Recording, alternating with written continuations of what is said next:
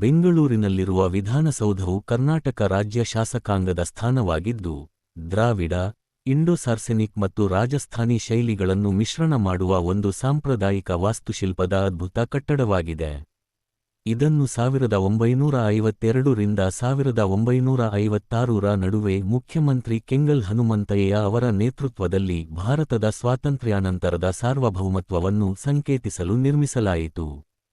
ಇದು ವಿಧಾನಸಭೆ ಮತ್ತು ಪರಿಷತ್ತಿನ ಕೊಠಡಿಗಳನ್ನು ಹೊಂದಿದೆ. ಇದರ ಭವ್ಯ ರಚನೆ, ಸಂಕೀರ್ಣವಾದ ಮರಗೆಲಸ ಮತ್ತು ಪ್ರಮುಖ ಹೆಗ್ಗುರುತಾಗಿ ಮಹತ್ವವನ್ನು ಹೊಂದಿದೆ. 5,000ಕ್ಕೂ ಹೆಚ್ಚು ಕೆಲಸಗಾರರು ಈ ಕಟ್ಟಡ ನಿರ್ಮಾಣದಲ್ಲಿ ಪಾಲ್ಗೊಂಡಿದ್ದರು. ರಾಜ್ಯ ಸಾರ್ವಜನಿಕ ಕಾರ್ಯಗಳ ಇಲಾಖೆಯಲ್ಲಿ ಮುಖ್ಯ ಎಂಜಿನಿಯರ್ ಹಾಗೂ ವಾಸ್ತುಶಿಲ್ಪಿಯಾಗಿದ್ದ ಮಾಣಿಕ್ಯಂ ಕಟ್ಟಡ ನಿರ್ಮಾಣದ ಉಸ್ತುವಾರಿ ನೋಡಿಕೊಂಡರು.